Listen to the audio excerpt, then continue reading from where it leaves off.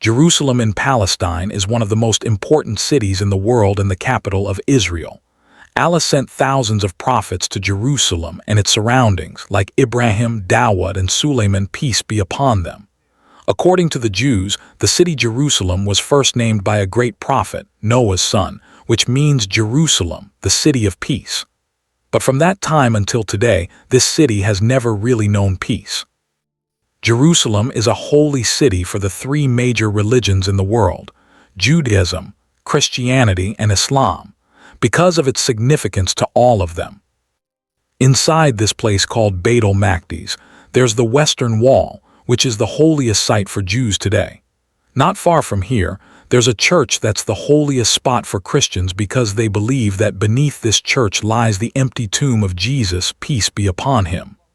On top of Beit el-Maqdis, there's also the Al-Aqsa Mosque, which is, after Mecca and Medina, the third holiest site for Muslims. When the Prophet Muhammad, peace be upon him, was in Mecca, he spent many years inviting the people there to embrace Islam. Even after trying so hard, only a few people in Mecca accepted Islam, and these weren't the powerful folks. Most of them were actually among the weakest in Mecca. Because of that, the people of Mecca treated them really badly. Despite all this, the Prophet, peace be upon him, kept saying that Muslims might be weak now, but one day they would definitely conquer both the Romans and the Persian Empire. The people of Mecca would laugh at him and say these guys can't even compete with us here in Mecca. The Romans and the Persian Empire might have seemed tough to beat, but just a few years after the passing of the Prophet Muhammad, peace be upon him, the Muslims, under the leadership of Umar ibn Khattab, may Allah be pleased with him, completely defeated both the Roman and Persian empires in battles like Rumk and Qadisiyah. After beating these two empires, the Muslim armies in Medina were waiting for orders from Umar about where to head next. So a letter was sent directly from Medina to the Persian Empire to Sa'd ibn Abi Waqqas, with instructions from Umar. You weren't supposed to stop until the capital of the Persian Empire was conquered, and the entire Persian Empire was under Muslim control. So Sa'd bin Abi Waqqas set out with the Muslim army to conquer the whole Persian Empire. The Muslim forces gradually started advancing towards the capital. After their victory in the Battle of Yarmouk, the Muslims quickly reconquered all the territories they had previously lost to the Roman Empire. After capturing all these areas, the Muslims were waiting for orders from Hazrat Umar, may Allah be pleased with him, in Medina when a letter arrived immediately for Hazrat Abu Ubaid. It said to take the full strength of the Muslims and head towards Jerusalem, the city of the prophets, which was the weakest spot in the Roman Empire, and bring it under the Caliphate's control. So Abu Ubaid set out from Sham towards Jerusalem with the full strength of the Muslims. This way, the great Muslim army entered Palestine for the first time. After winning the fierce battle of Ramla, there was no one left in the entire Roman Empire to stop the Muslims, so they went straight to the city of Jerusalem. They surrounded the city from all sides, but the Muslims didn't want Jerusalem to be conquered like other cities through wars and swords. They knew this was the city of prophets and didn't want any bloodshed there. So, the Muslims set up camps all around the city and waited patiently for the city to surrender. However, the chief priest of Jerusalem, Sophronius, didn't surrender easily despite seeing the huge Muslim army. He kept sending letters to the Roman emperor, Heraclius, asking him to come with the full Roman army. The Christians tried to save their holiest city, Jerusalem, from the Muslims, but even after 4 months of intense efforts, not a single general from the entire Roman Empire came to help. That's because Khalid bin Walid had broken the Romans' backbone so badly on the battlefield of Yarmouk that they could never raise their heads against the Muslims again. After 4 months, Safri lost hope and sent a letter to the Muslim army chief, Abu Ubaid, to surrender Jerusalem. But in that letter, he made a very strange demand, that he would surrender the city only on one condition. But I'll say this about the Muslims, that the caliph of this Islamic empire, Umar bin Khattab, himself came to meet me. But why did Safniyas want to surrender only to Hazrat Umar instead of Khalid bin Walid, Abu Ubaid, or all the other generals. It's because Safnias knew Jerusalem's history very well. He knew that whenever any king conquered this city over the past thousands of years, they destroyed everything here.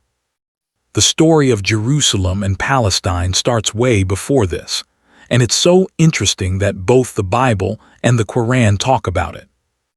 More than any other place in the world, this area tells the story of Palestine's history.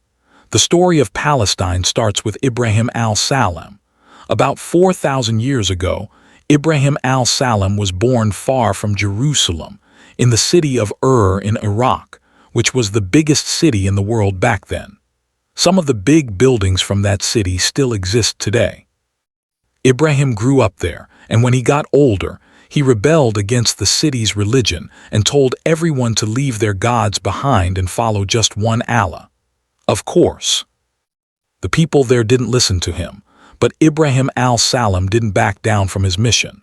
One day, the king got so angry that he ordered a huge fire to be lit and Ibrahim to be thrown into it. But as soon as they threw Ibrahim into the fire, everyone watching saw something strange for the first time. He walked out of the fire completely unharmed. After this incident, the people of that city got scared of Ibrahim's power and stopped torturing him. Al-Salam, by Allah's command, left Ur city and settled in the region of Palestine for the first time. Prophet Ibrahim al-Salam had two sons, Ismail and Ishaq.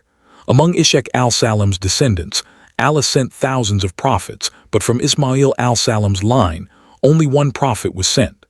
Ismail al-Salam, after leaving Palestine, went to Arabia and settled in Mecca. However, Ishaq al-Salam stayed in Palestine after the death of their father Ibrahim al-Salam. His son was Yaqub al-Salam, also known as Israel, and his descendants are called the children of Yaqub. The descendants of Salam are called the people of Israel today. Yaqub al-Salam had a son named Yusuf al-Salam, who, because of the cruelty of his brothers, left Palestine and settled in Egypt. Yusuf grew up there and eventually became the prime minister of all Egypt. Not long after, a severe famine struck Palestine, wiping out all the food supplies. The people there were forced to go to Egypt, then the superpower, to find food. Among those who went were Yusuf al-Salam's 11 brothers. Because of Yusuf al-Salam, all his brothers and their father Yaqub al-Salam left Palestine and settled with him in Egypt. Since then, the people of Bani Israel have had this amazing quality that wherever they go, they quickly become the most powerful people in that area. Just like that, in Egypt, the sons of these 12 brothers of Bani Israel quickly outpaced the Egyptians and became the richest and most powerful people there. Seeing this, the Egyptians slowly started realizing that if this kept up, soon all of us would be overshadowed by Bani Israel. The Egyptians and Pharaoh decided that before the Israelites became slaves to the Egyptians, they would make the Israelites their slaves instead. So, to weaken the Israelites, the Egyptians forcibly shut down all their businesses, looted everything from their homes, and just like Hitler, gathered all the Israelites in one place and made them their slaves. This way, the Israelites remained slaves to the Egyptians for the next 400 years until Allah sent them a prophet, Moses, peace be upon him. After 400 years of slavery, those who freed the Israelites from Egypt and started heading back to the land of their great-grandfather Ibrahim, peace be upon him, Palestine, according to the Jewish Torah, about 600,000 people left Egypt in just one day. But as soon as the Israelites got close to Palestine, they saw that during their 400 years of slavery in Egypt, some new, very powerful tribes called the Amalekites and the Amorites had settled there. So Allah commanded Moses, peace be upon him, that the Israelites should. Moses, peace be upon him, got the 12 tribes ready to fight the Amalekites, and all of Bani Israel was prepared for battle. But just one night before the fight, Moses sent some spies from Bani Israel to check out the strength of the Amalekites. When the spies came back, even though Bani Israel was fully ready for war, they told everyone that they could never face those people. They said the Amalekites and the other tribes were way stronger and richer than them, and they had way more weapons too. Hearing this, the spirit of the children of Israel completely broke. They threw away all their weapons and told Moses, "You and your Lord go fight. We're not going to fight these people." Because of this behavior, Allah became very angry with the children of Israel. He said to Moses in the Torah, "I showed the children of Israel so many signs, but even after all that, they refused to fight for me. So now, you and all the children of Israel will live in this desert for the next 40 years, and every single one of you will die here. This is your punishment." The punishment was that even all of your graves would be made right here in this desert, and exactly that happened. Over the next 40 years, the generation of Israel that had escaped from Pharaoh of Egypt as slaves completely died out. During these 40 years, Moses and Aaron, peace be upon them, also passed away. A new generation of Israel grew up with a free spirit, and under the leadership of Joshua bin Nun, peace be upon him, they finally conquered all of Palestine. This is how Israel was re-established in Palestine after 500 years. After conquering all of Palestine, Joshua, peace be upon him, Palestine was divided into 12 parts and handed over to the 12 tribes of the newly formed Israel. Instead of having one king over all, each tribe was controlled by a group of judges. Over time, these judges started making all the decisions for Israel. For the next 300 years, these judges ruled over all of Palestine.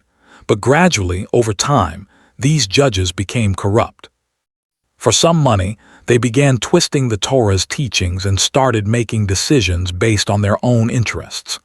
This is where the Torah, which was revealed to Moses, peace be upon him, started getting distorted. Slowly, changes started happening, and because of these judges, the pure, original form of Torah began to disappear from the world. These judges were so corrupt that even when God sent his prophets to stop them, they killed the prophets despite knowing who they were. Due to 300 years of corruption by these judges, Israel became very weak. Taking advantage of this, a powerful new tribe nearby, called the Palestinians, attacked Israel. The leader of this tribe was named Jalu, who quickly. Bani Israel lost all these lands, and even their capital Jerusalem was captured. After about 300 years, the people of Bani Israel finally realized that it was the wrong decisions of these judges that led to their downfall. So, they went to the prophet Samuel and asked him to remove these judges and choose a strong, united king for all of Bani Israel, so they could stand against their enemies. Samuel then chose the first king of Bani Israel, whose name was Talu. Talu took the army of Bani Israel and went towards Jalad. He set out to fight, and both armies faced each other. Before the battle began, Goliath came forward with his army and challenged the Israelites to fight. But for a long time, no one from the Israelites stepped up to accept his challenge because Goliath wasn't an ordinary man. According to Jewish and modern estimates, Goliath's height was almost 9 feet. Nowadays, some people think Goliath was way bigger, almost like a mountain, but that's completely wrong. In fact, even in modern times, there was a man named Robert Wadlow who was about Goliath's height. Judging by his height, you could tell how tall Goliath was. Goliath stood there for a long time, challenging the army of Israel to fight. Finally, a young boy named David from the Israelite army stepped forward to fight Goliath. People tried to talk David out of it because there was a huge height difference between him and Goliath. Even Goliath laughed when he saw this small boy.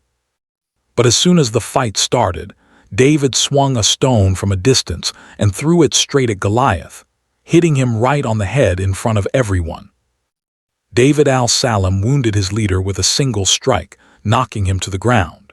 Seeing their leader fall so easily, the entire army's morale completely collapsed. Seeing this, Talu ordered the army of Bani Israel to attack. Within moments, Jalud's entire army abandoned the fight and fled. David al-Salam's bravery in battle made him famous as a warrior throughout Bani Israel. After Talu, David al-Salam became the king of all Palestine. He was the most powerful king Palestine had ever seen.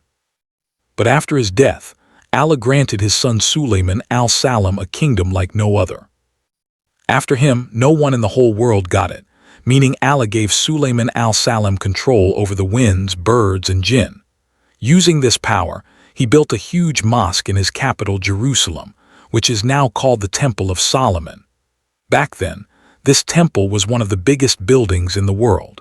It's said that it wasn't just a place of worship, but also the Parliament of Israel, from where Sulayman al-Salam ruled his entire empire. After Sulayman al-Salam's death, Israel gave his son Rehoboam full. Palestine got a new king, but Rehoboam wasn't a smart ruler like his father Sulayman. Because of that, a rebellion broke out all over Palestine. This caused Sulayman al-Salam's great empire to split into two parts. On one side, the 10 tribes of Bani Israel settled, and on the other side, only 2 tribes remained. They ended up fighting each other, which made Bani Israel so weak that another group attacked the 10 tribes of Bani Israel and permanently drove them out of Palestine, the Jews. According to scholars, these 10 tribes left Palestine and moved east, where they eventually disappeared. Nowadays, many historians believe that these 10 tribes were actually the Pashtun tribes from Afghanistan and Pakistan. After that, only 2 tribes remained in Palestine, and the larger one was the Jewish tribe. Because of this tribe, over time, the name slowly changed from Israel to Jew. But not long after, the Babylonian Empire's king, Nebuchadnezzar, attacked these Jews and caused massive destruction in Palestine. Millions of Jews were killed, and the Temple of Solomon, built by Sulayman al-Salam, was set on fire. The surviving Jews were all taken as slaves to the capital, Babylon. This is how Sulayman al-Salam's great empire was destroyed forever. After that, the Jews were once again enslaved by different kings, just like Pharaoh, for the next 50 years. But after 50 years, Allah sent a man to save the Jews again, Cyrus the Great, who was the first major king of the Persian Empire in Iran at that time, and he came with his entire army to Babylon. They attacked the empire, wiped them out, freed the Jews from slavery, and sent them back to Palestine and Jerusalem. They even gave them money to rebuild Solomon's temple. Today, many Muslim scholars believe Cyrus the Great is the same as Dhu al-Qarnin, which we'll explain another time, so make sure to subscribe. With Cyrus the Great's help, the Jews resettled in Palestine once again. When they returned, the first thing they did was rebuild Solomon's temple right where it had originally stood. The temple doesn't exist in the world today, but one wall of that temple, the Western Wall, is still there. This wall is just as important to Jews as the Kaaba is to Muslims. After that, the Jews lived in Palestine like this for the next 500 years, but after 500 years, a new superpower had emerged in the world, the Great Roman Empire. They came and took Palestine away from the Jews and made it a small province of their great empire. Now, when all the Jews were living under the Roman Empire, God sent his prophet Jesus, peace be upon him, to them. But by that time the Jews had become so corrupt that they wouldn't listen to the prophets sent by God. In fact, they had already killed prophets like Zechariah and John, peace be upon them. Jesus tried hard to make the Jews understand, but except for a few, most of them didn't accept his message and called him a false prophet. Then, the Jews teamed up with the Roman Empire to plot against Jesus, planning to kill him. And just when they were about to carry out their plan, at the very last moment, Allah saved him, and instead of Jesus, peace be upon him, they crucified someone else. Jesus, peace be upon him, left this world, but slowly fights started breaking out between the Jews and the Romans. After Jesus, peace be upon him, Allah never forgave the Jews because no prophet was sent to them after him. And when they conspired against Jesus, Allah took such a revenge on the Jews that shortly after, war broke out between the Romans and the Jews. The Romans destroyed the Jews so badly that they couldn't settle in Palestine again for the next 2,000 years. They killed millions of Jews in Palestine and even burned down the main Jewish temple, Solomon's temple. Since then, the Jews haven't been able to rebuild it. But the Jewish belief is that in the end times, a Messiah will come and build their third and final temple right there in Jerusalem. At that time, the Jews will rule the whole world. The Romans also permanently banned the Jews from their holy city, Jerusalem. No one was allowed to side with them, and for the next 600 years, the Roman Empire ruled over Palestine. During these 600 years, the entire Roman Empire, except for their original religion, adopted Christianity. Up until this point, the story was mainly about the descendants of Abraham, peace be upon him's son, Ishak, peace be upon him. But from here, the story changes completely because Abraham's first son, Ismail, peace be upon him, who left Palestine thousands of years earlier and settled in Arabia, is where the lineage of the last prophet, Muhammad, peace be upon him, comes from. Now, when the prophet Muhammad, peace be upon him, was inviting people to Islam in Mecca, at the same time, Palestine was attacked again. But this time, the attack was carried out by the king of the Persian Empire. He conquered Jerusalem, killed 100,000 Christians, completely destroyed the city, set fire to the churches, and took away the cross that Christians believe was the one on which Jesus was crucified. Even today, copies of that cross are displayed in churches all over the world. Shortly after all this, the Roman Empire. They defeated the Persians and rebuilt Jerusalem. It was such a huge battle that verses about it were even sent in the Quran's Surah Ar-Rum, which we've already explained in this video. After all this, the Roman Empire beat the Persians, brought back their cross, and rebuilt the entire city of Jerusalem. At that point, the Roman Empire thought no one in the world could challenge them. But at the same time, the Muslim Caliphate was rapidly growing in Arabia, becoming so strong within just a few years. During the Caliphate of Hazrat Umar, may Allah be pleased with him, Jerusalem was once again completely surrounded. Now, the leader of Jerusalem, Safri, knew the city's history very well. He was aware that whoever had conquered this city before had destroyed every single thing in it. So, Safri was afraid that the Muslims might do the same to the city as the previous conquerors had. Safri kept sending letters to his king, Hark, asking for help, but even after 4 months, no one came to assist him. He didn't come, so out of desperation, he decided to surrender the city. But before surrendering, he made a really strange demand that no one had ever made before.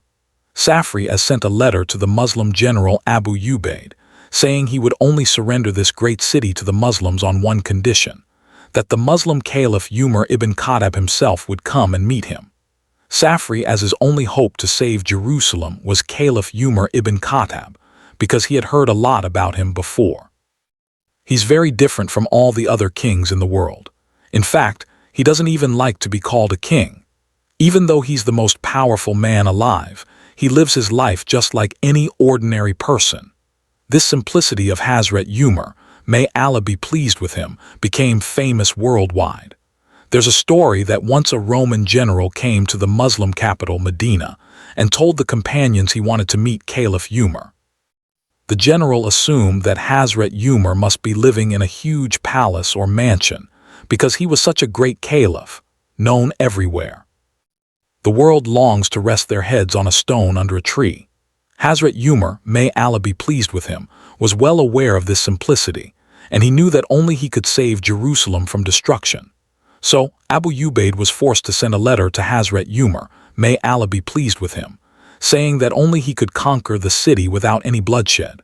Seeing this, Hazrat Umar, may Allah be pleased with him, gathered all the senior companions and asked them what he should do next.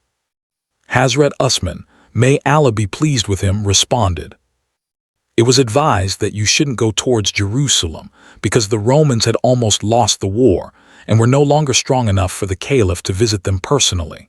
But Hazrat Ali, may Allah be pleased with him, believed that Hazrat Umar should definitely go to Jerusalem. Hazrat Umar liked Hazrat Ali's opinion the most. So, for the first time during his caliphate, Hazrat Umar left Medina and headed towards Palestine. When the Muslim army in the Roman Empire heard this, the caliph started waiting impatiently, but before leaving, Hazrat Umar called Ali, may Allah be pleased with him, to his side and handed over control of Medina and the entire Arabian region to him. Then he left. For the first time, a caliph was leaving Arabia. The caliph of such a vast Islamic empire, Hazrat Umar, set out from Medina towards Jerusalem with just a few companions. The distance between Medina and Jerusalem is about 1,400 km, and traveling it by camels usually takes almost a month. But for this long journey, Hazrat Umar had only one camel and some food. There were only a few drinks and some companions around, while Hazrat Umar was one of the most powerful people in the world at that time. If you compare that to today's Muslim leaders, it's a different story. As soon as Hazrat Umar entered, Khalid bin Walid and Yazid bin Abi Sufyan stood up to welcome him. Both of them were wearing very expensive and fancy clothes because it was such an important day. When Hazrat Umar saw their expensive clothes, he got really angry. He picked up some stones from the ground and threw them towards them, saying, "What are you wearing? So soon you've put on all this luxury." They ditched their own ways and adopted the ways of romance. As soon as Hazrat Umar arrived here, the Christians of Jerusalem got the news that Hazrat Umar had come all the way from Medina just on their request. So, Sophronius sent his messenger to Hazrat Umar, the leader of the Muslims, and right there Hazrat Umar signed the most important agreement of his life, one that the whole world still remembers today. This was the first time in history that a ruler had conquered Jerusalem in such a way. In the name of Allah, the most merciful, this was Allah's pledge. Commander of the faithful Umar ibn Khattab declares to all Christians that if they wish to leave Jerusalem, they are free to do so, and if they choose to stay, no harm will come to them. Muslims will not destroy any church, will not take anyone's property, and will not force anyone to convert to Islam. There will be no mistreatment or racism against anyone. Muslims will not forcibly seize anyone's land. Like in every other city, they will have to pay the jizya tax to the Muslims as per this agreement. The only issue between Hazrat Umar and the Christians was about the Jews. The Christians hated the Jews so much that for the past 600 years, the Romans had banned Jews from coming to Jerusalem, even though it was the most important place for them. Before surrendering Jerusalem, the Christians demanded that Muslims also ban Jews from entering the city just like before. But Hazrat Umar didn't like this and made it clear in the agreement that Jews could come to Jerusalem whenever they wanted. Umar knew that if, after 600 years, the Jews came back and settled in Jerusalem, there would be a huge conflict between the Christians and the Jews because this city was holy to all religions. So, Hazrat Umar gave the order that Jews could come here but couldn't live here permanently. Hazrat Umar's order was so brilliant because, if you look today, ever since the Jews forcefully settled in Palestine, there has been a never-ending war that continues to this day. After making this agreement, Hazrat Umar sealed this agreement with the ring of the Prophet Muhammad, peace be upon him, and Khalid bin Walid along with all the other generals witnessed it. Now, the ones who were happiest about this agreement were the Jews because, after 600 years, for the first time, thanks to Hazrat Umar, may Allah be pleased with him, they got to see their holy city Jerusalem again. These were the same Jews who had always been plotting against the Prophet Muhammad, peace be upon him, and Islam before, but now that the Muslims had gained strength, they stood up to the Christians and spoke out for the Jews. Safri asses. When this messenger returned to Jerusalem with the agreement from Hazrat Umar, may Allah be pleased with him, all the Christians there read it and started celebrating. They thought, like every other king before, Hazrat Umar would destroy the city after conquering it. But Hazrat Umar didn't do that. For the first time in history, Jerusalem was captured peacefully, without any bloodshed. From then on, Hazrat Umar's name was on the lips of every Christian in Jerusalem, and everyone there respected this great ruler like never before. When they started waiting to see him, Hazrat Umar, may Allah be pleased with him, left the Muslim headquarters and headed towards Jerusalem for the first time. As soon as Hazrat Umar, approached near the Muslim army outside Jerusalem, Abu Ubaid, may Allah be pleased with him, and the other Muslims welcomed him.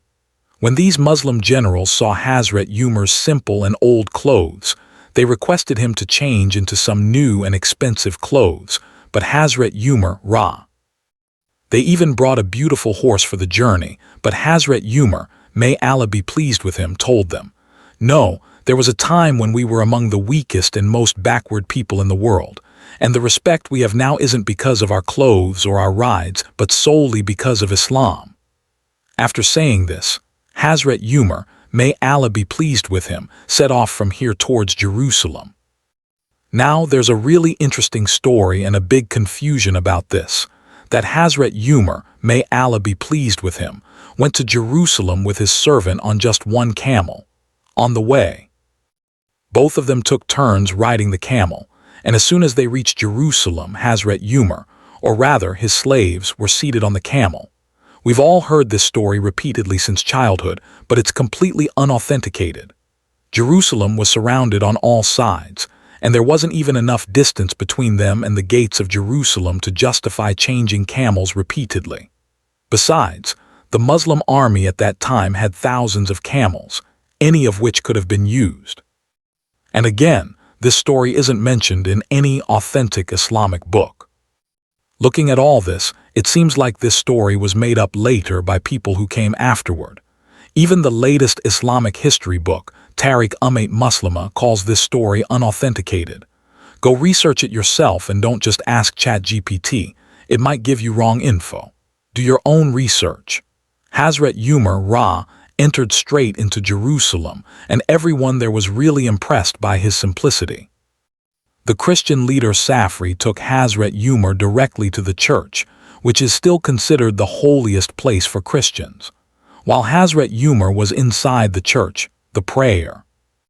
When it was time to travel, as requested Hazrat Umar to pray inside the church, but Hazrat Umar didn't pray there.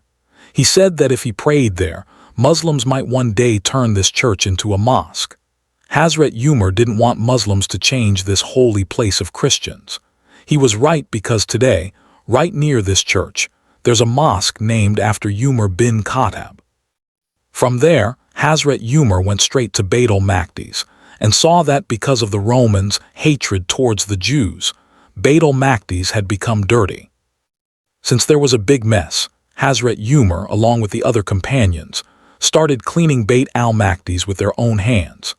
After they finished cleaning, Hazrat Umar, may Allah be pleased with him, called a meeting there to decide where exactly the mosque should be built. Then Kab, may Allah be pleased with him, who was Jewish before embracing Islam, suggested that the mosque should be built behind the stone in Beit al-Maqdis, so that they could pray facing both Beit al-Maqdis and the Kaaba. But Hazrat Umar got really angry about this and said to Kab. The Jews still hadn't changed their ways, so Hazrat Umar, may Allah be pleased with him, ordered that the mosque be built facing the stone in Beit al-Maqdis, with its front towards the Kaaba and its back towards the Jews' stone, because the Qibla had now changed. This was where the foundation of Masjid al-Aqsa was first laid. Even today, whenever Muslims pray in Masjid al-Aqsa, that stone from Beit al-Maqdis and the building above it are behind them. Following Umar's orders, Muslims built a small wooden mosque here. After that, Hazrat Umar asked Bilal, may Allah be pleased with him, who had settled in Sham after the passing of the Prophet, peace be upon him. Hazrat Bilal had vowed that he would never call the adhan again after the Prophet's death. But now, it was such an important day, and since Caliph Umar, may Allah be pleased with him, had ordered it, Hazrat Bilal stepped forward and for the first time stood at Beit al-Maqdis and started calling the adhan.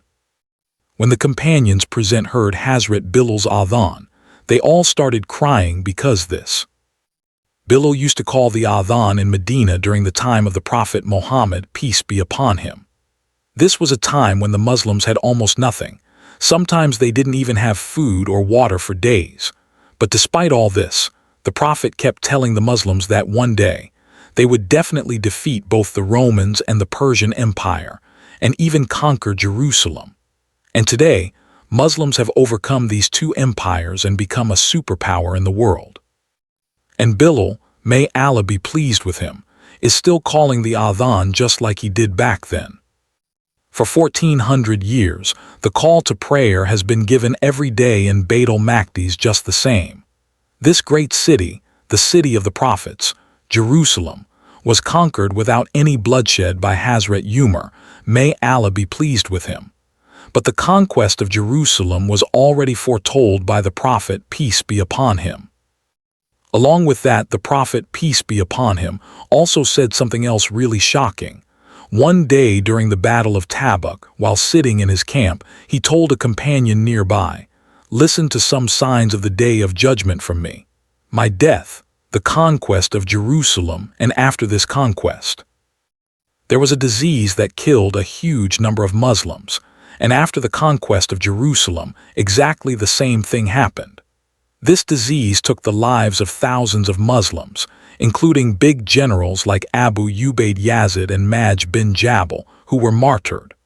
Along with them, Khalid bin Walid, one of the greatest generals in history, also passed away because of his wounds. After the deaths of all these top generals, some new people got the chance to step up and become leaders, one of whom was Muawiyah bin Abi Sufyan.